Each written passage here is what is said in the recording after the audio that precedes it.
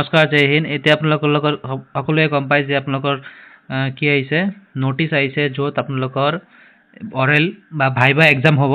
প্ৰথমে আপোনালোকক কৈ দিওঁ যে 1ৰ পৰা কিমান আছে, 1ৰ পৰা আপোনালোকৰ 8 লৈকে, ঠিক আছে। ইয়াৰ পৰা যিটো 8 আছে, আপ টু 8 লৈকে যিসকল কেণ্ডিডেটে এপ্লাই কৰিছিল সিহঁতৰ এক্সাম কেই তাৰিখে হ'ব? 9 তাৰিখ 5 মাৰ্চ 2025। আৰু এই শ্বৰ্টলিষ্ট হোৱা যিমানখিনি শ্বৰ্টলিষ্ট হ'ব এইটো আপোনালোকে অহাকালি 11টা বজাত গম পাই যাব। আৰু 10 নম্বৰ আৰু কিমান 11 নম্বৰ মানে আপুনি 10 আৰু 11 এই দুটা সিহঁতৰ এক্সাম হ'ব 14 তাৰিখ 5 মাৰ্চ 2025ত। আৰু যেটো থাকি গ'ল ইয়াতে 9 নম্বৰ, এইটো 9 নম্বৰৰ এক্সাম হ'ব 16 তাৰিখ 5 মাৰ্চ 2025, ঠিক আছে। এইখিনিলৈকে এক্সামৰ ডেট। আৰু ইয়াতে এটা আপোনালোকৰ ডেট দিয়া আছে, চাব এই ডেটটো চাব, ঠিক আছে।